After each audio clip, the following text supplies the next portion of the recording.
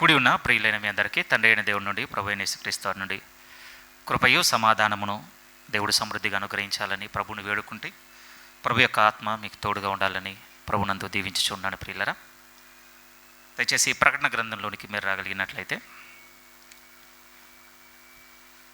ఒక 2 లేఖనములను ముందుగా ప్రకటన గ్రంథంలో చదువుకుందాం. ప్రకటన గ్రంథము 20వ అధ్యాయము.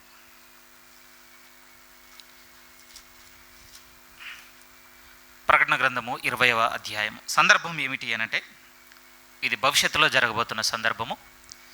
ఏ పరిస్థితుల మధ్య జరగబోతున్నది అనంటే, ప్రభువు తాను ఈ లోకమును 1000 సంవత్సరములు పరిపాలించిన తర్వాత మరలా అపవాదికి అవకాశం ఇవ్వడం, బంధింపబడినటువంటి అపవాది విడిచిపెట్టబడిన తర్వాత వానికి సంబంధించిన వారందరినీ, లేకపోతే అపవాదిని ఇష్టపడుతున్న వారందరినీ వాడు పోగు చేసుకుంటున్నటువంటి విషయము భవిష్యత్తులో జరుగుతుందని లేఖనం చెప్పింది. ఆ లేఖనం ముందుగా చదువుదాం. ప్రకటన గ్రంథము 20వ అధ్యాయము 7-8 వాక్యాలు మీ వినికిడిలో చదవాలనుకుంటున్నాను. దయచేసి చూడండి. 7-8 వాక్యములు. 1000 సంవత్సరములు గడిచిన తర్వాత సాతాను తానున్న చెరలో నుండి విడిపింపబడును. భూమి నలుదిశల యందుండు జనులను లెక్కకు సముద్రపు ఇసుక వలె ఉన్న గోగు మాగోగు అను వారిని మోసపరచి వారిని యుద్ధమునకు పోగు చేయుటకై వాడు బయలుదేరును. ఈ గ్యాదర్ అవుతున్న ప్రజలందరూ ఎవరు అనంటే, ఒక విధంగా చెప్పాలంటే, ఈరోజు పిల్లలు మనకు చూపించిన భాషలో చెప్పాలంటే సాతాను యొక్క సైనికులుగా కనపడుతున్నారు. ఇక్కడ వారితో యుద్ధం చేయటం కాదట, వీరు చేయబోతున్న యుద్ధమునకు ఒక విధంగా సహాయకులుగా ఓ విస్తారమైనటువంటి జనమును లేపుకోబోతున్నాడట ముగింపులో. ఇది 1వ వాక్యం. కొంచెం వెనక్కి రండి. ప్రకటన గ్రంథము, అదే ప్రకటన గ్రంథము 17వ అధ్యాయము. ఇక్కడ కూడా ఇంకొక రాజు కనపడుతున్నాడు, ఆయనకున్నటువంటి సోల్జర్స్ కూడా కనపడుతున్నారు. వీరి గురించినటువంటి పరిచయం చూడగలిగితే 17వ అధ్యాయము 13 నేరుగా 14 చదువుతున్నాను. ప్రకటన గ్రంథము 17వ అధ్యాయం 14.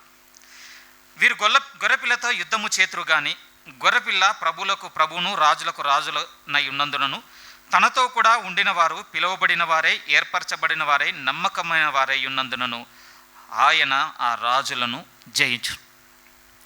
ఇక్కడ కూడా ఒక రాజు కనపడుతున్నాడు, ఈయన వెనుక కూడా ఒక సైన్యం కనపడుతుంది, ఇక్కడ కూడా ఒక యుద్ధం కనపడుతుంది.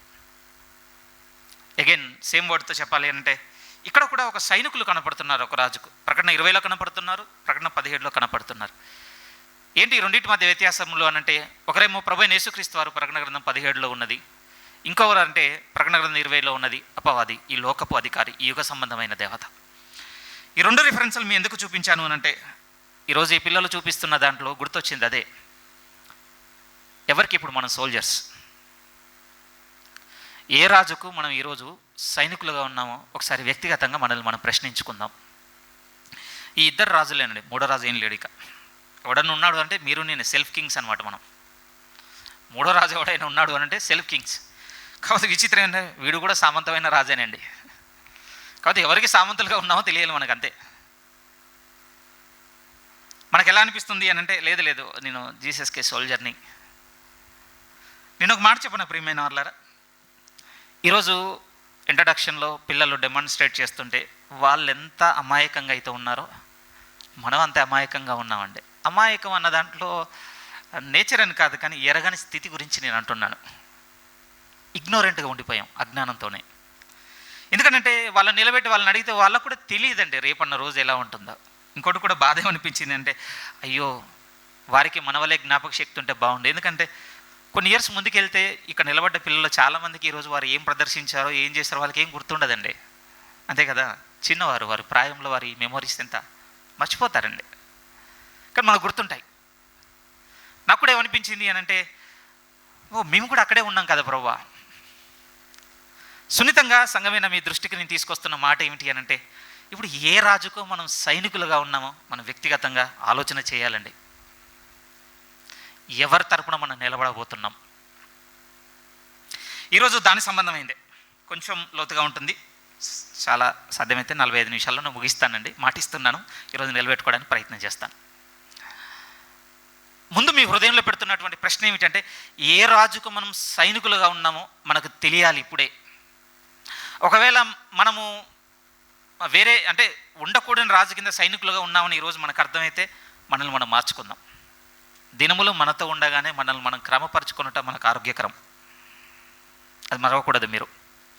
దయచేసి యోహాను సువార్త 13వ అధ్యాయంలోనికి వస్తే చాలా సీరియస్ అండి ఈ కాంటెక్స్ట్. యోహాను సువార్త 13వ అధ్యాయము.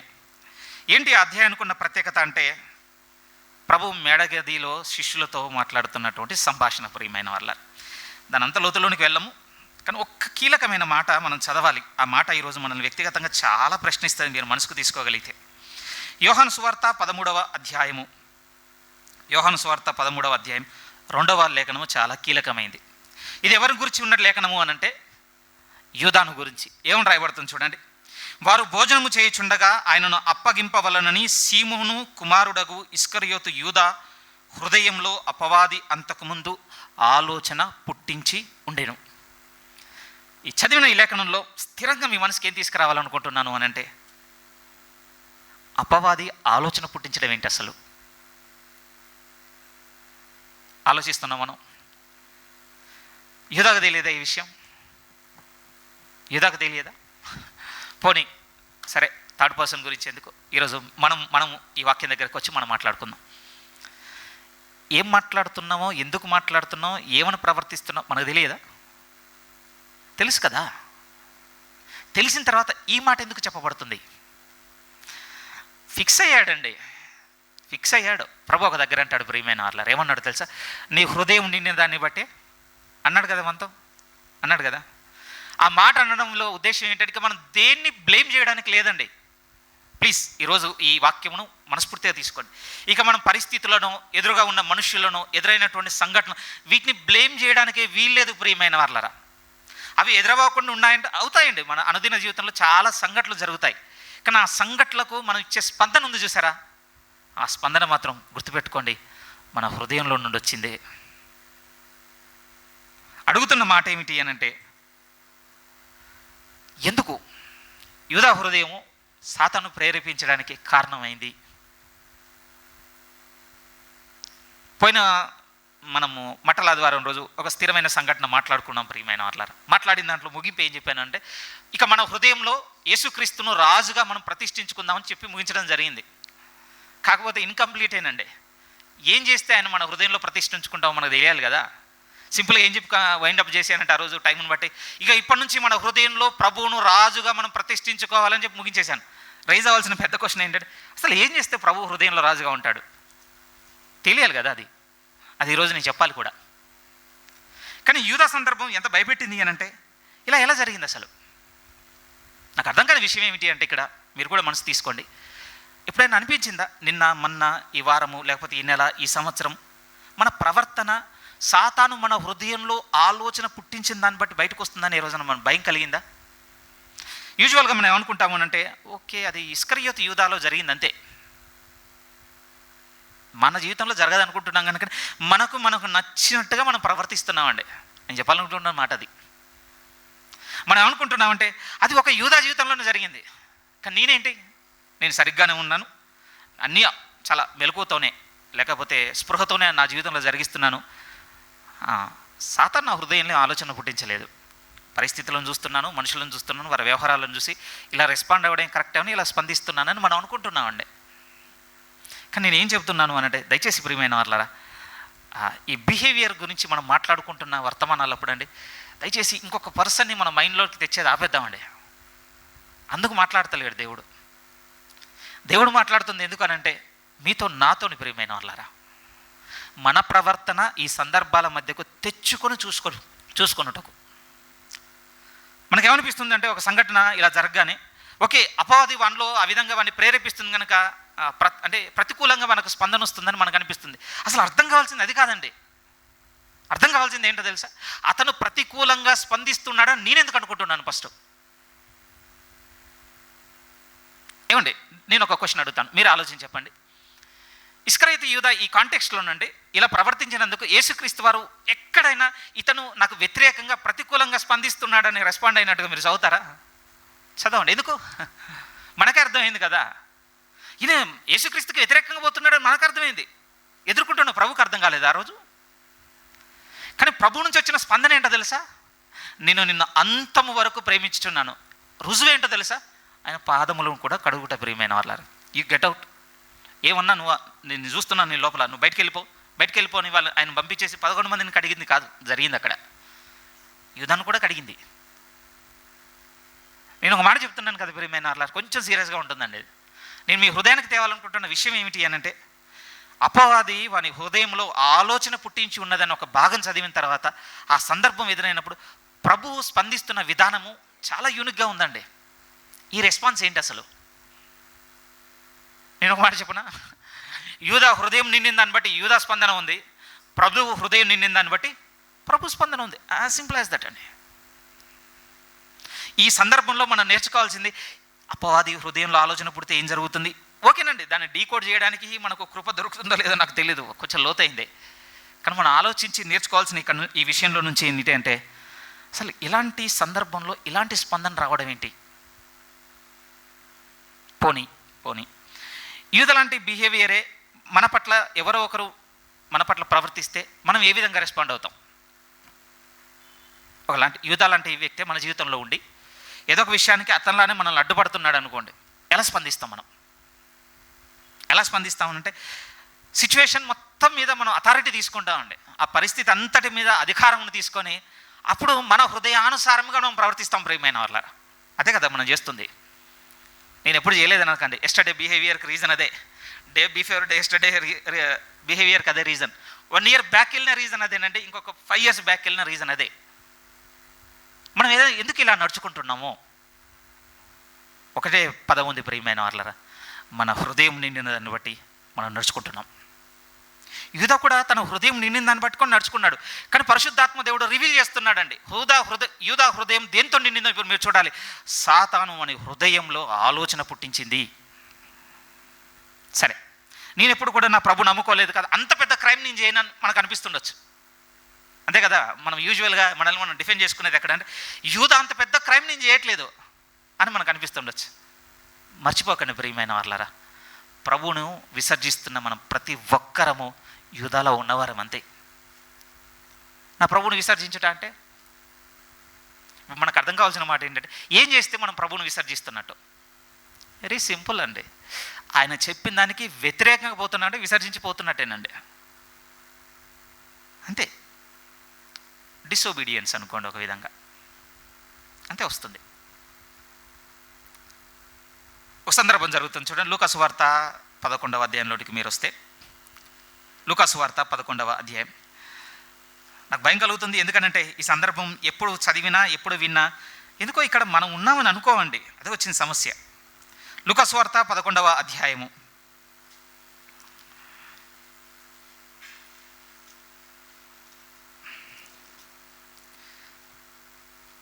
11వ అధ్యాయము 23, 24, 25 వాక్యాలు చదువుతున్నాను చూడండి. లూకాసు వార్త 11వ అధ్యాయం 23 నుంచి.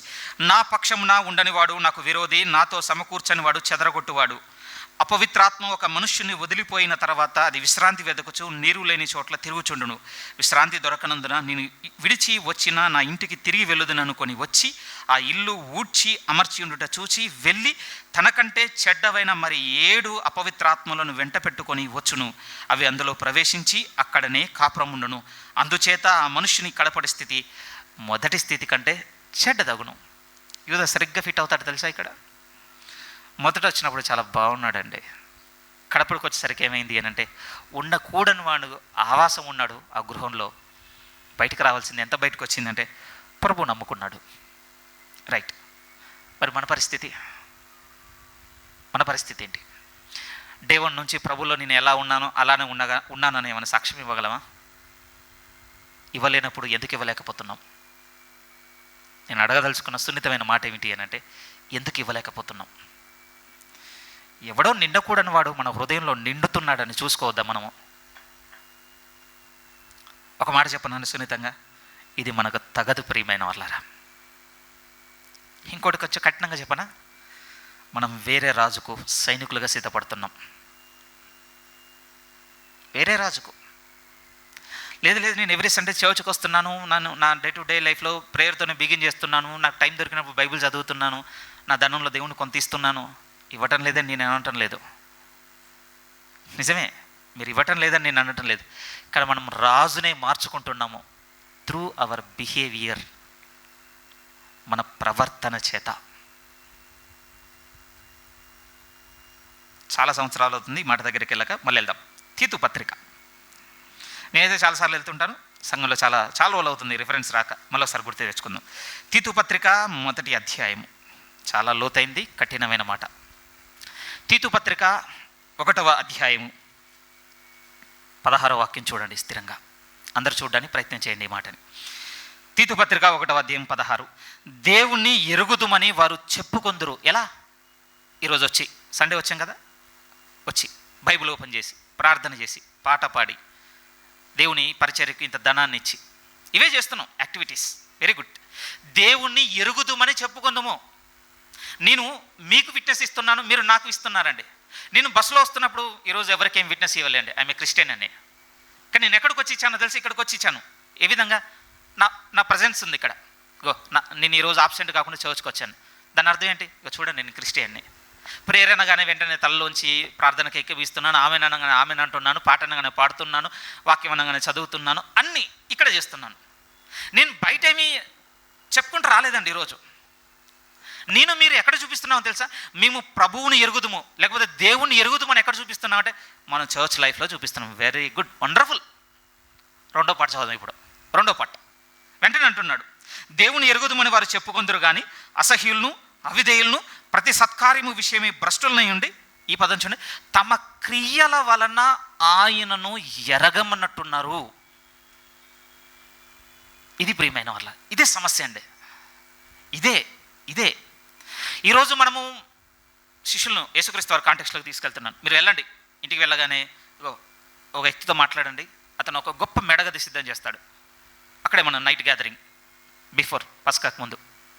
వెంటనే శిష్యులు వెళ్ళారు, మాట్లాడారు. గొప్ప అన్నిటితో అలంకరించి ఒక గొప్ప మెడగది ప్రిపేర్ అయిపోయింది. ఆ ప్రిపేర్ అయిపోగానే అందరితో పాటు యూదా కూడా వచ్చేసాడు. ఏమన్నా తెలుసా? నేను కూడా యేసు శిష్యుడు, నేను లోపలికి వచ్చేసాడండి. రాలేదా? వచ్చేసాడు. ఈరోజు మీరు నేను చర్చ్లోనికి వచ్చేసినట్టే. పోయిన వారం మీరు నేను చర్చ్లోనికి వచ్చేసినట్టే. 1 సంవత్సరం నుంచి, లేకపోతే బాప్తిసం తీసుకున్న దగ్గర నుంచి చర్చ్లోనికి వస్తున్నట్టే యూదా కూడా ఆ రాత్రి వెళ్ళిపోయాడు లోపలికి. ఎంత ప్రాబ్లం అయిందో తెలుసా అండి? ప్రభు ఓపెన్గా నాతో పాటే అని ఒక రుజువు ఇచ్చి చెప్పినా కూడా శిష్యులు ఏమనుకున్నారట అంటే, అసలు వాళ్ళు అనుకోలేదంట అది ఈయనే అని. మీరు చెప్పండి, మీరు నన్ను అనుకుంటారా ఈరోజు నేనే ఇస్కరియోతు యూదాని అంటే? నేను ఒకటి భయపడే మాట చెప్పిన ప్రియమైన, దేవుడు చెప్పిన తర్వాత కూడా నమ్మటం లేదు అని అంటే అందరం ఒకటైతేనే నమ్మమండి. సమస్య కూడా అది తెలుసా. 12 డిటో ఉన్నారనుకోండి, 12లో ఒకటి వీడైనాగానే ఏదో అంటారు వేరేలా ఉంటుంది ప్రియమైన వాళ్ళారా. మేబీ అలానే ఉందేమో వాళ్ళ సంఘర్షణ. ఆ రాత్రి ఏం జరిగిందో లోతుగా తెలియదు, కానీ గుర్తుపట్టలేదు వారు. కారణం ఏమిటి అంటే, అవును యూదా కూడా మనతో పాటు వచ్చాడు, దయ్యాలను వదలగొట్టాడు, ఎన్ని చేశాడు. ఇంకా మనమన్నా సరిగ్గా హ్యాండిల్ చేయడం లేదు. కానీ ఇతను డబ్బు సంచి ఇచ్చిన తర్వాత ఏ రోజైనా ప్రభు ఈయన మీద డౌట్ పడ్డా? పబ్లిక్లో లాగేసి నువ్వు డబ్బంతా కొట్టేస్తున్నావు అని ఏ రోజు అన్నాడు? అనలేదంటే ఎంత అప్రైట్గా ఉండొచ్చు. సో ఆయన అని చెప్పగానే వాళ్ళు కూడా అనుకోలేదట అండి. నేనా అనుకుంటున్నారట తప్ప అవును ఆయన ఈయనే యూదా మేము గుర్తుపట్టాం ప్రభు అనలేదు. రాదు. ఎందుకంటే యూదా అపియరెన్స్ ఎలా ఉందంటే నేను దేవుణ్ణి ఎరుగుదున్నట్టుగానే లోపలికి వచ్చేసాడు. కానీ ఈరోజు మనకు అర్థమవుతుంది ప్రియమైన వాళ్ళ, యూదాలో మనం చూడగలుగుతున్నాం. యూదా తన క్రియల వలన దేవుడే నాకు తెలియదన్నట్టుగా స్థాపన చేసుకున్నాడు తన జీవితాన్ని.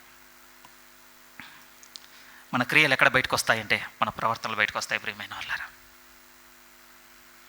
మన ప్రవర్తనను ఏది నిర్దేశిస్తుంది అంటే మన క్రియలే నిర్దేశిస్తాయి. ఈ రెండింటికి సంబంధం ఉంది. అందుకోసం దేవుడు కూడా ఏమంటాడో తెలుసా అండి, మీరు విశ్వాసం కలిగి ఉన్నారో లేదో మిమ్మల్ని మీరు పరీక్షించుకోండి, కానీ క్రియలు మాత్రం ఎవరు పరీక్షిస్తారో తెలుసా? నేను అంటాడు ఆయన. ఆ రెఫరెన్స్ చూద్దాం. మనకు బాగా సుపరిచితమైన మాటలు. కొరింథీయులకు రాస్తున్న 2వ పత్రిక 13వ అధ్యాయము. కొరింథీయులకు రాస్తున్న 2వ పత్రిక 13వ అధ్యాయం 5వ లేఖనం మనకు బాగా తెలుసు. అక్కడ ఉన్న మాట ఏమిటి అంటే, మీరు విశ్వాసం కలిగి ఉన్నారో లేదో మిమ్మల్ని మీరే పరీక్షించుకోండి. సో మీకు విశ్వాసం ఉందో లేదో టెస్ట్ మాత్రం ఎవరు పెట్టుకోవాలంటే మీరే పెట్టుకోవాలి. కానీ ఈ విశ్వాసం కలిగి ఉండి మీరు చేసే క్రియలు మాత్రం ఎవరు ఎగ్జామిన్ చేస్తారట అంటే, ఒకసారి చూడండి సమూయేలు మొదటి గ్రంథము 2వ అధ్యాయంలోనికి మీరు వస్తే, సమూయేలు మొదటి గ్రంథము 2వ అధ్యాయము. హన్నా ప్రార్థన ప్రియమైన వాళ్ళారా. సేవకులు అంటుంటారు పాత నిబంధనలు ఒక గొప్ప ప్రార్థన అటండి ఈవిడిది. స్త్రీలు చేసిన ఒక లోతైన ప్రార్థనలో ఈమెది కనపడుతుంది ప్రియమైన వాళ్ళారా. చాలా లోతైన ప్రార్థన ఈమెది, నిజం. ఆమె ఏమంటుందో చూడగలిగితే మూడో వాక్యం, యెహోవా అనంత జ్ఞానియగు దేవుడు, ఆయనే క్రియలను పరీక్షించేవాడు.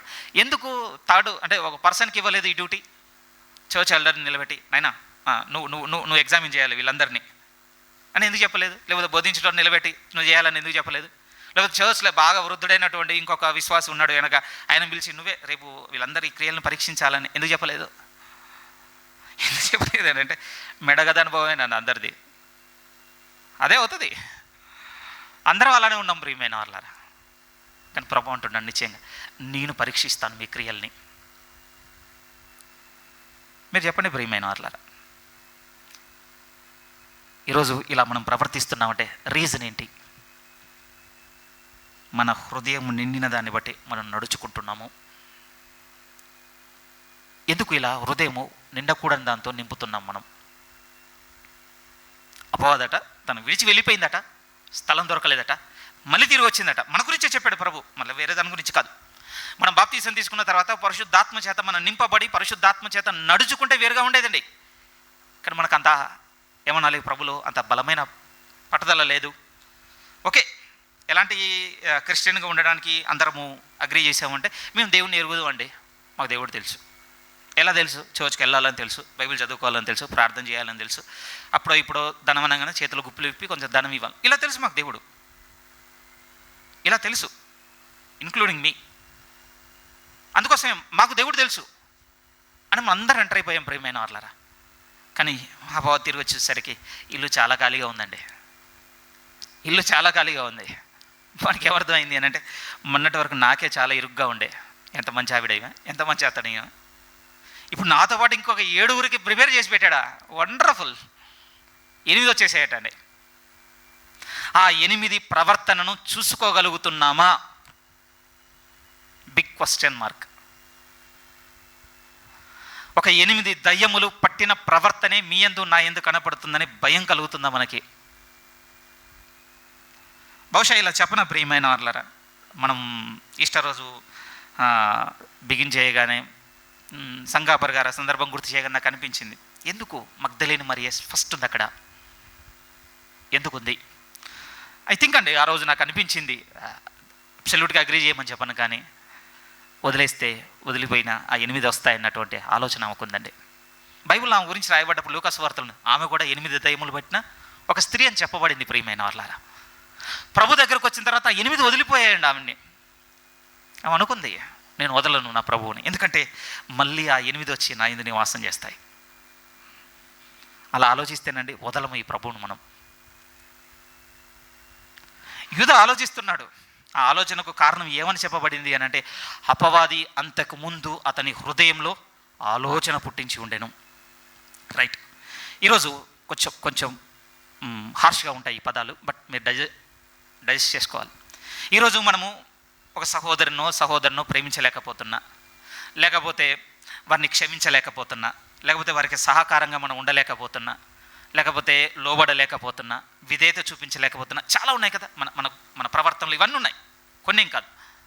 అది కుటుంబంలో ఉన్నాయి, సంఘంలో ఉన్నాయి, సమాజంలో అన్నిట్లో ఉన్నాయి. నేను అడుగుతున్న మాట ఏంటంటే ఈ ప్రవర్తన ఈ రీతిగా బయటికి వచ్చుటకు కారకులు ఎవరో చూడగలుగుతున్నారా?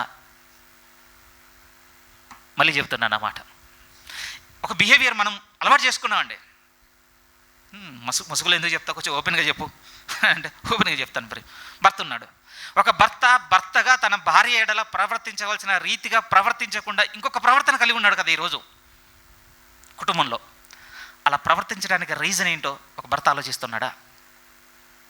ఒక భార్యగా దేవుడు చెప్పినట్టుగా భర్త ఎడల కలిగి ఉండకుండా ప్రవర్తిస్తుంది కదా. నిజమేనండి. వీరు ఏమనుకుంటారంటే పరిస్థితులు అనుకుంటుండొచ్చు, లేకపోతే జరిగిన సంఘటనలు అనుకుంటుండొచ్చు. నేను వాటిని జరగలేదని నేనేం చెప్పడం లేదు, కానీ వాటికి మన స్పందన ఇలా రావడానికి రీజన్ ఏంటి తెలియాలి కదా మనకి. బ్లేమ్ చేయడానికి వీల్లేదు ప్రియమైన వాళ్ళ. నేను మెడగదల సందర్భం చూయించున్నాను. ఒకరి హృదయము ఒకరితో నిండి ఉందండి, ఇంకొకరి హృదయం ఇంకొకరితో నిండి ఉంది. యూదా హృదయము అపవాదితో నిండి ఉన్నందుకు బయటకి ఏమొచ్చింది అని అంటే అమ్మాలి ఇతన్ని. కానీ ఇది చెయ్యబోతున్నాడని తెలిసిన తర్వాత కూడా ప్రభు హృదయం దేవునితో నిండి ఉన్నందుకు బయటకు వచ్చింది ఏంటో తెలుసా? అంతం వరకు ప్రేమించినటువంటి మార్పు ప్రియమైన వాళ్ళ. ఈ 2 సందర్భంలో ఈ 2 విషయాలు మీ ముందు తీసుకొచ్చి నేను అడుగుతున్న మాట ఏంటంటే మీ అనుదిన నా అనుదిన జీవితంలో మనం ఇలా ప్రవర్తించుటకు మనల్ని నిండుతున్నది ఏంటి మనలో? బోధిస్తున్నాను కనుక నేను చాలా సరిగ్గా ఉన్నానని మీరేం నన్ను జడ్జ్ చేయని అవసరం లేదు ప్రియమైన వాళ్ళ. నా ఎందుకు కూడా కొన్ని ఇరుకు సంఘటనలు ఉన్నవి. దానికి నేను పరిస్థితులను కారణంగా నేను చేస్తున్నానండి. ఒక బాగా ఏకాంతమైన సమయం దొరికింది ప్రియమైన వాళ్ళ. ఈ వారకాలంలో మానసికంగా చాలా ఆలోచించుకున్నప్పుడు నాకు బాగా అర్థమైందండి. ఏ సందర్భంతో నడవలేదు, ఈ యూదాతోనే నడుచుంటేనండి.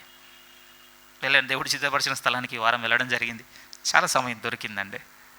బాగా ఆలోచించుకున్నాను వ్యక్తిగతంగా, ఎందుకు ఇలా ప్రవర్తించాడు యూదా. వెరీ సింపుల్, నేను ఎందుకు ఇలా ప్రవర్తిస్తున్నాను? మీరు కూడా మిమ్మల్ని ప్రశ్నించుకోవాలి ప్లీజ్. మనం ఎందుకు ఇలా ప్రవర్తిస్తున్నాం? నిండవలసిన ఆయనతో మన హృదయము నిండలేదు. బైబిల్లో ఒక వ్యక్తి కనపడతాడండి, చాలా సుప్రీం పర్సనాలిటీ ఈ విషయంలో. ఎందుకంటే అతను ఒక్కనికే ఉందండి అలాంటి విట్నెస్. అంటే అలాని వేరే వాళ్ళు ఎవరు కూడా ఎలిజిబుల్ కాలేదంటే అయ్యారు, కానీ రాయబడిన విధానం మాత్రం ఆయనకే రాయబడింది. రాజైన దావీదుకు రాయబడుతుందండి. తెలుగులోనైతే నా ఇష్టానుసారుడైన మనుషుడని రాయబడింది. కొన్ని అనువాదాల్లోనికి లేకపోతే మూల ప్రతుల్లోనికి వెళితే ఎగ్జాక్ట్గా రావాల్సిన వర్డ్ ఏంటంటే దేవుని హృదయానుసారుడైన మనుషునిగా వచ్చి ఉండాల్సింది ప్రియమైన వాళ్ళారా. ఉందండి. అపొస్తల కార్యములు 13వ అధ్యాయంలోనికి రండి ప్లీజ్. అపొస్తల కార్యములు 13వ అధ్యాయం 22 మీరు చూడగలిగితే 22. అపొస్తల కార్యములు 13వ అధ్యాయము 22వ వాక్యము. సౌలును తొలగించి దావీదును వారికి రాజుగా ఏర్పరచెను. మరియు ఆయన, నేను యెషయి కుమారుడైన దావీదును కనుగొంటిని, అతడు నా ఇష్టానుసారుడైన మనుష్యుడు. రెండో వైపు చెప్పాలంటే దేవుని హృదయమును అనుసరించి నడిచినటువంటి వ్యక్తిగా కనపడుతున్నాడు ప్రియమైన వాళ్ళ ఇతను. ఏమంటే ఈ వ్యక్తిని గుర్తు చేయడంలో నా ఉద్దేశం ఏమిటి అని అంటే, అసలు అవకాశమే లేదనుకోవడానికి లేదండి. అమ్మో దేవుణ్ణి మనం అనుసరించి ఏడ బతకగలం అనడానికి లేదు, కొట్టేయడానికి లేదు ప్రియమైన వాళ్ళ. దావీదు కనపడుతున్నాడు. నేను ఈ వ్యక్తిని ఎందుకు పిక్ చేసుకొని మీ కళ్ళ ముందు తీసుకొస్తున్నానంటే, నాకు మోస్ట్ ఛాలెంజింగ్ అనిపించింది ఇక్కడ దేవుని ఒక నడిపింపు కూడా కనపడిందండి. మనందరికీ తెలుసు దావీదు చేసిన తప్పు. ఇది మనం చదివచ్చింది పాత నిబంధనలో కాదండి. ఇతను నా హృదయాన్ని అనుసరించి నడిచిన వ్యక్తి అని చెప్పింది కొత్త నిబంధనలో. ఒక తప్పు చేసి ఒక వ్యక్తిని చంపివేసి ప్రాయవాని భార్యను తన భార్యగా తీసుకున్నటువంటి ఒక వ్యక్తిని పట్టుకొని దేవుడు అంటున్నాడు, ఇతను నా హృదయాన్ని అనుసరించి నడుచుకున్నాడు. హోప్ వచ్చిందండి ఈ వ్యక్తిని గుర్తు చేసుకున్నప్పుడు. ఒక నిరీక్షణ వచ్చింది. అవును, మళ్ళీ నేను నా దేవుని వైపు తిరిగితే నన్ను అంగీకరిస్తాడని ఒక నిరీక్షణ ఏర్పడేట కారణం అయ్యాడండి ఈ వ్యక్తి. మీకు నాకు గుర్తొచ్చేది ఏమిటంటే, దావీదు వల్ల మనం ఉండాలన్నా కానీ ఎక్కడో ఒక సబ్కాన్షియస్లో ఉండి దావీదు ఊరియాకు చేసింది, బెచ్చావాకు చేసింది తందనే ఉండదని లోపల. ఆయన తప్పులు చేసింది కదా, చేయలేదని ఏం లేదండి. మరి ఈ వ్యక్తిని ఎందుకు ఇలా సాక్ష్యం ఇచ్చుకుంటున్నాడో తెలుసా? దేవుడు తన తప్పును క్షమించి ఉన్నాడని తెలిసిన తర్వాత మళ్ళీ ఏ రోజు కూడా తన ప్రవర్తన మీద తన అధికారం తీసుకోలేదు ప్రియమైన వాళ్ళారా. నిజమండి. ఒకరోజు ఏమంటాడో తెలుసా, నా తన ప్రవక్త వచ్చి, నువ్వు అడిగితే దేవుడు ఇయ్యాడు అనుకున్నావా నీకు? ఇట్లా అంటాడండి ఓపెన్గా. దేవుడు నీకు భార్య కావాలని అడిగితే ఇవ్వడనుకున్నావా నువ్వు? అయ్యో, నువ్వు చేసిన ఈ కార్యము బట్టి అన్యజనుల మధ్య దేవుడు దూషింపబడేటప్పుడు నువ్వు కారణమయ్యావు దావీదు. కానీ ఆ తర్వాత ఎంత రీవీల్ చేసుకున్నాడు తెలుసా ఆయన జీవితమును. ఇంకొక దగ్గర పుస్తకంలో మాట్లాడుతున్నప్పుడు దేవుడు అంటాడు, దావీదు చేసిన కార్యములన్నీ బట్టి దేవుడట అనేకుల మధ్య మహిమపరచబడుట కారకుడు అయ్యాడటండి దావీదు. అదండి చేంజ్ అంటే. ఏమండి, ఒకప్పుడు నడుచుకుంటున్న రీతిలో ఓకే, తన హృదయాన్ని అనుసరించి నడుచుకొని ఉండొచ్చు, జరిగింది అది. కానీ ఆ తర్వాత దేవుడు మళ్ళీ తన జీవితమునకు అవకాశం ఇవ్వగానే తను ఎంతగా నిర్మించుకున్నాడు అనంటే, ఇక్కడ చదువుతున్న వ్యక్తిని గురించిన సాక్ష్యం, ఇతను నా హృదయాన్ని అనుసరించి నడిచాడు. ఓకేనండి, నేనేమి మిమ్మల్ని ఇబ్బంది పెట్టను, పరిష్కారం చెబుతాను ప్రియమైన వాళ్ళారా. సమస్య మనకు అర్థమవుతుంది. సమస్య ఏమిటి అని అంటే, మనం చాలా తప్పుగా ప్రవర్తిస్తున్నాం అనేది మనందరి సమస్య, అందరికి అర్థమైపోయింది. మరి పరిష్కారం ఏమిటి అంటే, రండి సామెతల గ్రంథంలోనికి మీరు వస్తే, సామెతల గ్రంథము 3వ అధ్యాయము, సామెతల గ్రంథము 3వ అధ్యాయం. ప్రభువును మన హృదయంలో రాజుగా ప్రతిష్ఠించుకోవడం అంటే ఏం చేయాలి అని అంటే, ఇదే సొల్యూషన్ ప్రియమైన పరిష్కారం ఇదే. ఏం చేస్తే మనం మన హృదయంలో ప్రభువును రాజుగా నియమించుకున్నట్టు అవుతుంది అంటే, చూడండి ఇక్కడ క్లియర్గా కనపడుతుంది. 3వ అధ్యాయం 5వ వాక్యం నేరుగా చదువుతున్నాను. 5లో ఏమనుంది అని అంటే, నీ స్వబుద్ధిని ఆధారము చేసుకొనక. ఇది మనందరిలో ఉందండి. ప్రతి ఇన్సిడెంట్కి, ప్రతి సిచ్యువేషన్కి రెస్పాన్స్కి బేస్ ఇదే, మన స్వబుద్ధి. మన స్వబుద్ధి మనకేమనిపిస్తుంది అంటే ఈ ఇన్సిడెంట్లో ఇలా బిహేవ్ చేయడమే రైట్, ఇలా రెస్పాండ్ అవ్వడమే రైట్. ఈ రైట్కి బేస్ ఏంటో తెలుసా? మన స్వబుద్ధి. మంచిది అనుకుంటున్నారు ఈ బుద్ధి? యూదా దగ్గర కనపడింది. అపవాది వాని హృదయములో అంతకుముందే ఆలోచన పుట్టించి ఉండెను. ఉదాహరణకు చెప్తున్నాను, నన్ను పెట్టుకొని ఉదాహరణగా చెప్తున్నాను, నన్ను చెప్తున్నాను ముందే. నా ఉదాహరణను పోలి మీలో ఉన్నారంటే ముఖాముఖిగా మీతో మాట్లాడుతున్నట్టే, ఓకేనా? నా కుటుంబం నాతో ఒక విషయం చెప్పింది. ఆ విషయానికి నా దగ్గర 2 స్పందనలు ఉంటాయి ప్రియమైన వాళ్ళు ఎప్పుడైనా సరే. ఆ 2 స్పందనలు ఏంటంటే, నాకు అనుకూలమైన స్పందన, వారికి అనుకూలమైన స్పందన. ఈ రెండిట్లో ఏది మనము బయటికి తీసుకురావాలనేది మన ముందున్న ఒక పెద్ద పరీక్ష అండి. ఈ పరీక్షే రేపు దేవుడు పరీక్షించేది. బాగా వినండి. లేకపోతే సంఘ కాపరి గారు ఉన్నారు, నాకు ఒక బాధ్యతనిచ్చాడు. ఆ బాధ్యతకు నా దగ్గర 2 స్పందనలు ఉంటాయి. ఒకటి నాకు అనుకూలమైన స్పందన, లేదు అంటే ఆయన నాకు విధించిన పని సంబంధమైనటువంటి బాధ్యతకు వర్తించేటువంటి స్పందన. సింపుల్. మూడోది ఏముండదండి ఇక, అంతే కదా. ఆన్సర్ అంటే ఏముంటుంది? సే సార్ నో, అంతే. దీనికి మించింది ఏముండదండి. దీనికి మించింది ఇఫ్ ఇన్ కేస్ ఏదైనా ఉంది అంటే బైబిల్ ఏమన్నాడు తెలుసా? దేవుడు కీడు నుండి పుట్టును అన్నాడండి. ఫుట్నోట్లో ఒక వర్డ్ కింద రాస్తాడు అంటాడు, అది దుష్టుని నుండి పుట్టును. వెరీ కేర్ఫుల్గా వినండి, చాలా ఎసెన్షియల్ ట్రూత్ అది. ఆ రోజు యూదాలో నుండి బయటికి రావడానికి రీజన్ అదే, దుష్టుని నుండి పుట్టును. మన దగ్గర ఈ 2 ఉంటాయి ప్రియమైన వాళ్ళ. ఈ రెండిట్లో మనం అర్థం చేసుకోవాల్సింది ఏంటంటే, ఇది నా స్వబుద్ధిని ఆధారం చేసుకొని నేను పోవాలనుకుంటున్నానా, దేవుని హృదయాన్ని అనుసరించి పోవాలనుకుంటున్నాను? మళ్ళీ చెప్తున్నాను. ఒక సహోదరుడు ఉన్నాడు. ఆ సహోదరుని ఎడల ఒక రహస్యమైన విషయం ఉంది, అది మనకు తెలిసింది. మన దగ్గర 2 స్పందనలు ఉంటాయండి. 2 స్పందనలు ఉంటాయి. రెండిట్లో ఓరు చెప్పాలి, ఓరు చెప్పొద్దు అని పెట్టుకోవద్దు మీరు ఆప్షన్. అంత స్కోప్ లేదులేండి మనకి. మనకున్న 2 స్పందనలు. ఒక వ్యక్తిని గురించి ఒక విషయం తెలిసిందంటే, ఓకే, ఇక్కడ ఉన్నటువంటి 2 ఆప్షన్స్ ఏంటి? 2 ఆప్షన్స్ ఏంటంటే, అయితే వేరే వాళ్ళకి చెప్పాలి, చెప్పొద్దు. నథింగ్ అండి. అవి కావు ఇక్కడ. వినొద్దు, విన్నా దాయాలి. ఈ 2 ఆప్షన్స్ ఉంటాయి అంతే. చెప్పే అర్హత మనకు లేదు ప్రియమైన వాళ్ళారా, ఒకరిని గురించి ఇంకొకరికి. ఈరోజు మనం చెప్పుకుంటూ తిరుగుతున్నామంటే అది దుష్టుని నుండి పుట్టును. అది దుష్టుని నుండి పుట్టును. అంతకుముందే సాతాను అని హృదయంలో ఆలోచన పుట్టించి ఉండేను. ఇచ్చింగ్ ఒకటి ఉంటుంది కదండి మన దగ్గర. ఎంత దురద అంటే గొక్కును గొర్రెలు అరిగిపోయాయి. ఇప్పుడు మనకి తెలిసిన విషయాలు చెప్పే విషయంలో దురద ఏ తీవ్ర స్థాయికి వెళ్ళిపోయింది అంటే, అయిపోయాయి, గొర్రెలు అరిగిపోయాయి. నొప్పిస్తున్నాను కదా, బాధపడాలి ప్రియమైన వాళ్ళారా, బాధపడాలండి మనం. ప్రభు అంటున్నాడు, నీ ముందున్న ఈ ఆప్షన్లో నువ్వు అంటే ఎంపిక చేసుకోవాల్సింది ఇది కాదు. నీ స్వబుద్ధిని ఆధారం చేసి నడుచుకోకు. ఎందుకంటే ఈ స్వబుద్ధి ఇంకొకరితో తొందరగా ఇన్ఫ్లుయెన్స్ అవుతుంది. ఎందుకంటే నువ్వు రాజుగా నియమించుకోవాల్సిన అతన్ని హృదయంలో పెట్టుకోకుండా ఇంకొక రాజును పెట్టుకున్నావు. నువ్వు ఏమనుకుంటున్నావు? లేదు లేదు లేదు లేదు, నేనేం సాతాను కింద లేని, వాంతో ఇన్ఫ్లుయెన్స్ అవటం లేదని మనం అనుకుంటుండొచ్చు. మన బిహేవియర్ ఎక్స్పోజ్ చేస్తుంది ఏంటి? నా జీవితంలో అది బాగా కొట్టొచ్చినట్టు తెలిసిందండి నాకు. ఏంటి ఈ ప్రవర్తన? అలానే వెంటనే మారిపోయానని చెప్పడం లేదు, కానీ మార్పులో మాత్రం నా అడుగులు పడుతున్నాయని మాత్రం సాక్ష్యం ఇవ్వగలను ప్రియమైన వాళ్ళరా. ఎందుకు అనంటే కింద మాటే రీజన్ అండి. ఇప్పుడు చూద్దాం 5వ వాక్యం మళ్ళీ. నీ సుబుద్ధిని ఆధారము చేసుకొనక నీ పూర్ణ హృదయంతో యెహోవా యందు నమ్మిక ఉంచుము, నీ ప్రవర్తన అంతటి యందు ఆయన అధికారమునకు ఒప్పుకొనుము. మీ హృదయములలో ప్రభువును రాజుగా ప్రతిష్ఠించుకోండి అంటే ఏం చేయాలి అనంటే ఇక్కడ కనపడుతుంది పరిష్కారం. మన ప్రవర్తన అంతటి మీద ఎప్పుడైతే మనము ప్రభువుకు అధికారమునకు మనం సరెండర్ అవుతామంటే ప్రభు మన హృదయంలో రాజుగా ఉన్నట్టే ప్రియమైన వాళ్ళారా. మీరే ఆలోచించండి. ఇప్పటి వరకు మన నుంచి బయటకు వచ్చిన ఈ బిహేవియర్లో ఏ రాజు మనల్ని పాలిస్తే బయటకు వస్తున్నాయి ఇలాంటివన్నీ? ఒకవేళ నిజంగానే యేసుక్రీస్తు వలె మనం ప్రవర్తిస్తేనండి తోటి సహోదరునితో, ఒక సరైన కింగు మీ హృదయంలో నా హృదయంలో ఉన్నాడు. ఒక సరైన సోల్జర్గా మనం నిలబడుతున్న వారం అవుతాం.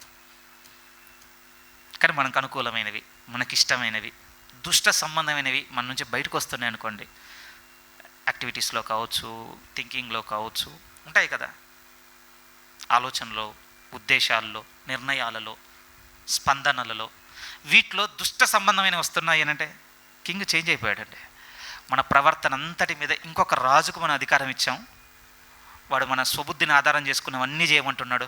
మనకు చాలా ఈజీ అనిపించాయి, ఇష్టం వచ్చినట్టుగా ఉంటున్నాం. ప్రియమైన వాళ్ళారా, మీకు నాకేమనిపిస్తుందంటే ఇప్పుడు వచ్చే చేంజ్ అవ్వకపోతే ప్రాబ్లం ఏంటి? ఎస్, ఇక్కడ ఏం లేదండి ప్రాబ్లం. ప్రకటన గ్రంథంలోనే ఉంది, మనం చూసాం 2 రిఫరెన్స్లో. ఒక 2 గ్రూపులు అయిపోయాయండి. ఆ 2 గ్రూపులలో ఒక గ్రూపులో కొంతమంది నిలబడ్డారు, ఇంకో గ్రూపులో ఇంకొంతమంది నిలబడ్డారు. ఈ 2 గ్రూపులకు అధిపతులు లేకపోతే రాజులు ఎవరో తెలుసా? ఒక గ్రూప్కి యేసుక్రీస్తున్నాడు ప్రియమైన వాళ్ళారా, ఇంకో గ్రూప్కు సాతాను ఉన్నాడు. ఈ ఇద్దరిని డివైడ్ చేసిందండి, ఈ ఇద్దరిని వేరు చేసి నిలబెట్టింది ఆ రోజు ఏంటో తెలుసా? మన హృదయంలో ఉన్నటువంటి రాజే. ఈరోజు ఇక్కడ ఏ ప్రవర్తనతోనైతే మనం మారుతున్నామో, మనల్ని మనం కట్టుకుంటున్నామో, మనల్ని మనం నిలుపుకుంటున్నామో, రేపు ఆ రాజు పక్కన ఉంటామండి అంతే. ఏ ప్రవర్తనతోనైతే, ముందే చెప్తున్నాను మీతో, ఆ రాజు సైడ్ వెళ్ళిపోతామండి. ఒకవేళ అంగీకరించి ప్రియమైన వాళ్ళారా, ఒప్పుకొని దేవుని వైపు వచ్చి, లేదు నిజముగా యేసుక్రీస్తు ప్రభువునే నా ప్రవర్తన అంతటి మీద నేను అధికారిగా ఒప్పుకుంటాను, ఆయన నన్ను చేయమన్నవి చేస్తాను, నన్ను నడుచుకోమన్నట్టుగా నేను నడుచుకుంటాను అనంటే, రేపు ఈ రాజు పక్కనే ఉంటామండి మనం. ప్లేస్ ఏం చేంజ్ అవ్వదు. నిజం ప్రియమైన వాళ్ళారా. లైక్ ఫోర్స్ఫుల్గా ఈరోజు ఇక్కడున్నా రేపటి రోజున పరిగెత్తుకొని వెళ్ళిపోయి ఆయన టీంలో జాయిన్ అవుతానంటే అట్లేముండదండి. అక్కడ అట్లేముండదు. ఎలా ఉంటుందో తెలుసా? బై ఛాన్స్ అటండి, ఒకవేళ ఈ రాజు అయినా వచ్చి, కర్ణాకర్ నువ్వురా, పర్లేదు ఇన్ని రోజులు నువ్వు అటున్నావు కదా, ఇటు వచ్చాయి అని నన్ను పిలిచిన కూడా నేను పోనాటండి. నిజము. ఎందుకు? ముందే ఇక్కడ నిర్ణయించుకున్నాను కదా, నేను ఇక్కడ నిర్ణయించుకున్నాను కదా. ఎగ్జాంపుల్ నీకు ఎక్కడి నుంచి వస్తుంది అని అంటే యూదా నుంచి వస్తుందండి. యూదా నుంచి. మీకు తెలుసా ప్రియమైన వాళ్ళారా, 12 మంది శిష్యులలో అతడు ఎంపిక చేయబడుట దేవుని పిలుపండి. వచ్చే నువ్వు కానీ 3 సంవత్సరాలు కూడా తన మైండ్ని తను ముందే సిద్ధం చేసుకున్నాడు ప్రియమైన వాళ్ళారా. ఎట్ ఎనీ కాస్ట్ ఈ రాజు కిందికి నీకు పోవద్దు. మనకు మార్చి చెప్పనా, బాప్తిసం మనకు వచ్చినటువంటి వైల్డ్ కార్డు ప్రియమైన వాళ్ళారా. ఆ తర్వాత మనం బతుకుతున్న దినాలు ఉన్నాయి చూసారా, డిసైడ్ అయ్యాం మనం, ఈ రాజు నాకు వద్దు, ఈ రాజు వద్దంటే వద్దు. సండే వస్తున్నాను కదా, అయ్యో ఇది కాదండి, ఇక్కడితో ఆగిపోయేది అనుకుంటున్నారా? వారు దేవుణ్ణి ఎరుగుదామని చెప్పుకుందరే కానీ వారి హృదయంలో వారు ఇంకొకరిని ప్రభువుగా ప్రతిష్ఠించుకొని వాని క్రియల వలన ఈరోజు మనం దేవుణ్ణి ఎరగమంటున్నామంటే ఎక్కడికి వచ్చి నిలబడుతున్నాం మనం?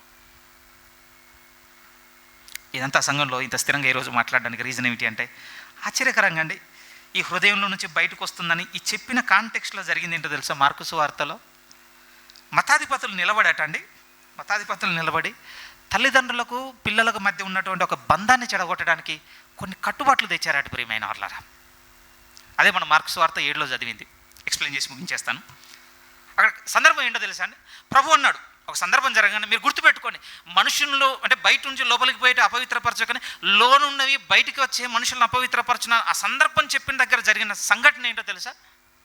ఆ రోజు మతాధిపతులుగా నిలబడ్డవారు వారు కొన్ని పద్ధతులు ఏర్పాటు చేసి ఏం చేశారంటే, తల్లిదండ్రులకు పిల్లలకు మధ్య ఉండవలసినటువంటి కట్టుబాటును చంపేసుకుంటూ వస్తున్నారండి.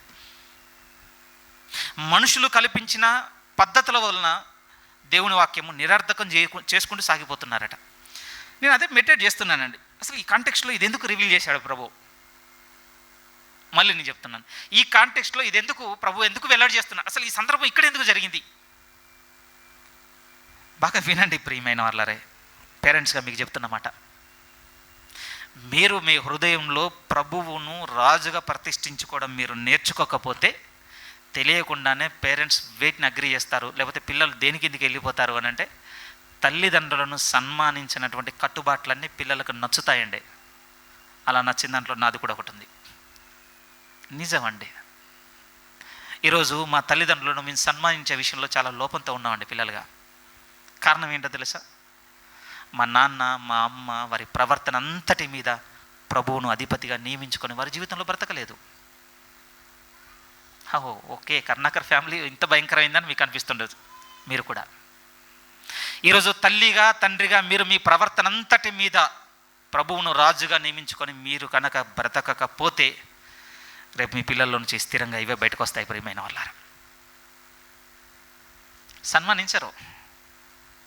ప్రత్యేకంగా ఏమనుకుంటారో తెలుసా, మనుషులు కల్పించిన పద్ధతులు అవే దేవునిగా తీసుకొని వాళ్ళు ఏమనుకుంటారట, ఇవి చేస్తే మేము మా తల్లిదండ్రులను సన్మానించినట్టే. ఓకే, ఈరోజు నా దగ్గర ఎక్స్ప్లెయిన్ చేయడానికి అలాంటి ఇన్స్టెంట్స్ లేవు, ఎందుకంటే నా వయసు రీతి నేను చూడలేను వాటిని. ఎందుకంటే నాకు పేరెంటింగ్ తెలియాలి, నేను కొంత నలిగిపోవాలి, ఏడవాలి, దేవుని ముందు గోజాడాలి, ఎందుకు ఇలా ప్రవర్తిస్తున్నారు, నేను చేసిన తప్పేంటని మొత్తుకోవాలి.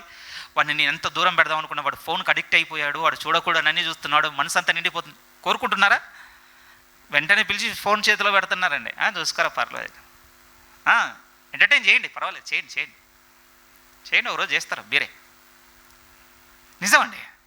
ఆ రోజు ఎంత ఏడ్చిన ప్రియమైన వాళ్ళారా, నేను ఏమనుకుంటే, అయ్యో మా వాని గురించి ప్రార్థన చేయండి, అయ్యో మా పాప గురించి ప్రార్థన చేయండి. దేవుని మాట నిరర్థకమైపోయింది, ఇంకా వాని మీద ఏం శక్తి పనిచేస్తుంది? ఇక మీకు అర్థమవుతుందా? ఈరోజు రేపు నేను నడుచుకునే ధోరణి మీద ఏం డిపెండ్ అయ్యిందో తెలుసా? రేపు మీ పిల్లలు విశ్వాసంను అంగీకరించాలా వద్దా అనేది డిపెండ్ అయ్యిందండి. దాన్ని సరిచేసే మార్గం ఏంటో తెలుసా? దయచేసి మన ప్రవర్తన అంతటి మీద ప్రభువును, యేసుక్రీస్తుని రాజుగా పెట్టుకుందాం ప్రియమైన వాళ్ళు. మన సుబుద్ధిని ఆధారం చేసుకుని నడుచుకోకుండా. చాలా సంఘటనలు జరుగుతున్నాయి, వాటికి ఇంత భయంకరంగా స్పందించకుండా నా ప్రభువు స్పందించమన్నది ఎట్లా? అలా స్పందిస్తేనండి ఎంత ఫలం చూస్తారంటే మీ పిల్లల చేతిలో నుండి. నిజము, వారు ప్రభు పక్షం ఉండడం చూస్తారు. ఓకేనండి, మీరు అంగీకరించవచ్చు నాకు తెలియదు ప్రియమైన వాళ్ళ. కానీ నేను రిగ్రెట్ అవుతున్నానండి నా లైఫ్లో చాలా విషయాలను బట్టి. ఏ విషయంలో అంటే, ఇది వాగ్దానంతో కూడిన ఆజ్ఞల్లో ప్రధానమైన ఆజ్ఞ అన్నాడు ప్రభు. ఏమన్నాడు అన్నాడు, నువ్వు దీంట్లో ఒబే అయితే నీ దినములో నువ్వు చీకటి చూడవన్నాడు ప్రభు.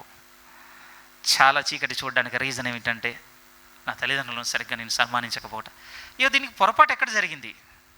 అంగీకరిస్తే ప్రియమైన వారు ప్రభువును అధిపతిగా నియమించుకొని నడవలేదు.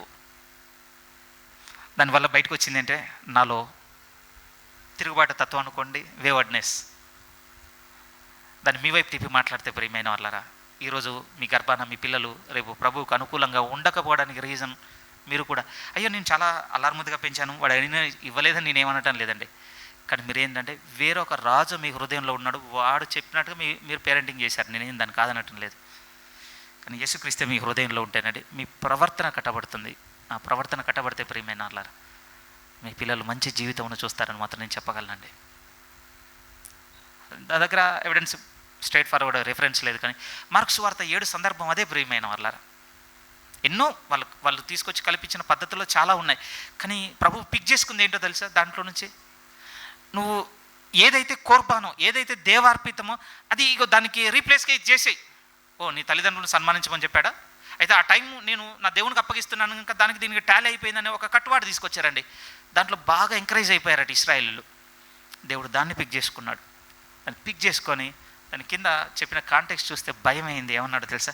నువ్వు నీ ప్రవర్తన అంతటి మీద నన్ను రాజుగా నియమించుకోకుండా నీ హృదయంలో నుండి ఇవన్నీ బయలు వెళ్ళేటట్టుగా బతికావు కదా, ఎఫెక్ట్ చూస్తావు నీ పిల్లల్లో. నువ్వు ఆర్డర్ రివర్స్ ఉండొచ్చు, కానీ ఎక్స్ప్లెనేషన్ మాత్రం ప్రాపర్గానే ఉంది ప్రియమైన వాళ్ళ. మనస్ఫూర్తిగా మిమ్మల్ని కోరుకొని ముగించే మాట ఏమిటంటే, ప్రభువును మన హృదయంలో రాజుగా ప్రతిష్ఠించడం అంటే మన ప్రవర్తన అంతటి మీద ఆయన అధికారమును ఒప్పుకొనుట. మళ్ళీ చెప్తున్నాను స్థిరంగా, మన ప్రవర్తన అంతటి మీద ఆయన అధికారమును ఒప్పుకొనుట. ఒకవేళ ఆయాస్కరంగాను, ఇతరులకు దుఃఖకరంగాను, ఇతరులకు ఇబ్బందికరంగాను, లేకపోతే ప్రభువుకు విరోధంగాను వచ్చిన ప్రవర్తన అంతటికి కారణం ఏమిటి అని అంటే, ఆయన మన ప్రవర్తన మీద అధిపతిగా లేడు ప్రియమైన వాళ్ళారా. ఇలా మాట్లాడుతున్నప్పుడు మీకు అనిపిస్తుందంటే, లేదండి మీరు చాలా అంతా నెగిటివ్ పర్స్పెక్టివ్, అంటే అన్నీ విరోధమైన జరుగుతున్నప్పుడు ఎలా అంటే, మీరే చెప్పండి, యూదా కంటే విరోధమైనది ఏముంటుంది మన జీవితంలో? కానీ అలాంటి యూదా దగ్గర యేసుక్రీస్తు వారి ప్రవర్తన ఎలా ఉంది అంటే, దేవుడు ఆయన హృదయంలో రాజుగా ఉన్నాడు కనుక ప్రేమించాడు ప్రియమైన వాళ్ళారా. ఆలోచించండి, ఇప్పుడు మనం ఎవరికి సైనికులం? ఎవరు ఇప్పుడు మనకు రాజు? మార్చుకునే అవకాశం ఉందంటే ఉంది. మళ్ళీ మన జీవితంలోనికి ఆహ్వానిద్దాం. ప్రభువా, నా ప్రవర్తన అంత మీద ఇప్పుడు నువ్వు అధిపతిగా ఉండు. అది ఏ పరిస్థితి అయినా కావచ్చు, ఎలాంటిదైనా కావచ్చు, నేను ఎలా స్పందించాలో నాకు నేర్పించు, నడిపించు, బోధించు, నన్ను నాకు కనపరచు. ఇవి అడగండి ప్లీజ్ దేవుణ్ణి. మారదామంటే